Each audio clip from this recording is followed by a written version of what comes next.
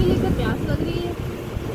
फिर नकुल आया पानी पीने के लिए सरोवर से, उसको भी पानी पीने नहीं दिया यक्ष ने।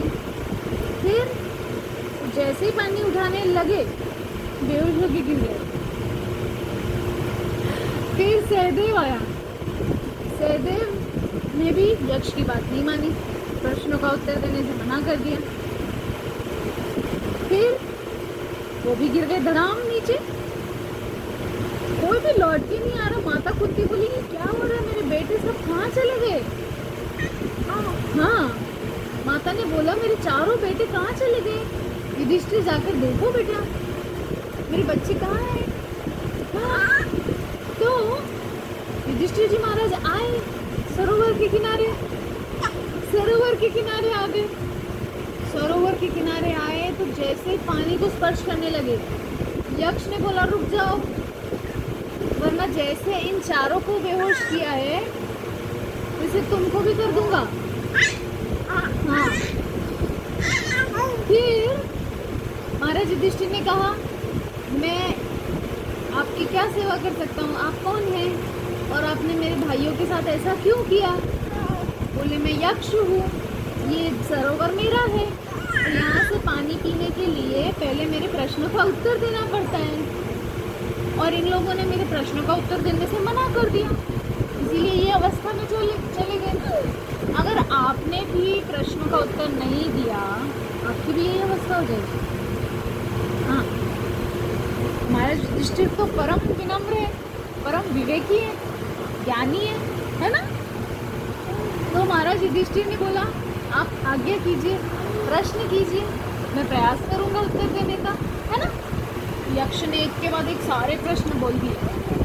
प्रश्न क्या था? प्रश्न था कि कलयुग में ऐसा कौन सा आश्चर्य है जिसको देख करके भी लोग वो नहीं होता, मतलब किसी को भी आश्चर्य नहीं होता, किसी को भी ये नहीं लगता कि हमारी भी मृत्यु हो। तो युधिष्ठिर जी महाराज क्रम से एक एक प्रश्न का उत्तर देने लगे और बड़े अच्छे चतुराई से प्रश्न का उत्तर दिया, क्योंकि आखिरकार वो तो धर्मराज है, यमराज है साक्षात युधिष्ठिर जी महाराज, है ना। हाँ, तो युधिष्ठिर जी महाराज ने एक के बाद एक सारे प्रश्नों का उत्तर दे दिया कि कलयुग में जैसे पहले के समय में एक पिता पूरे परिवार का पालन पोषण कर लेता था, लेकिन वो सारे बच्चे मिलके भी एक पिता का पालन पोषण नहीं कर पाते, ये सब कलयुग में देखने को मिलेगा, है ना।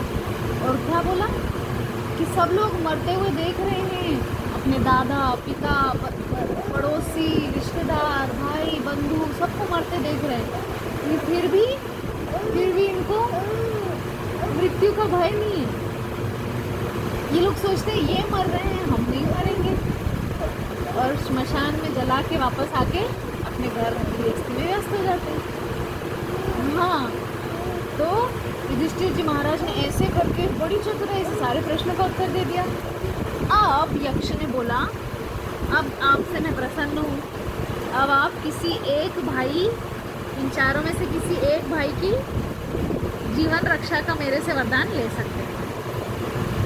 बहुत चतुराई के साथ, बहुत बुद्धि का उपयोग करके युधिष्ठिर जी महाराज ने कहा मेरी माँ कुंती का मैं हूँ, ऐसी माता माद्री का भी एक होना चाहिए, तो आप मेरे नकुल को जीवित कर दीजिए। बोले तुम तो बड़े चतुर हो, तुम चाहते तो तुम अपने सगे भाई भीम या अर्जुन को जीवित करवा सकते थे, लेकिन तुमने तो प्रेम दिखाया, माद्री के पुत्र के प्रति भी तुम्हारा समभाव है, सौहार्द है, हाँ, कोई कपट नहीं है। तो मैं प्रसन्न होकर चारों भाइयों को जीवित कर देता हूँ।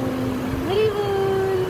तो इस प्रकार से पांचों भाई जल पीकर माता के लिए जल लेकर वापस आए और फिर अपनी आगे की यात्रा शुरू की।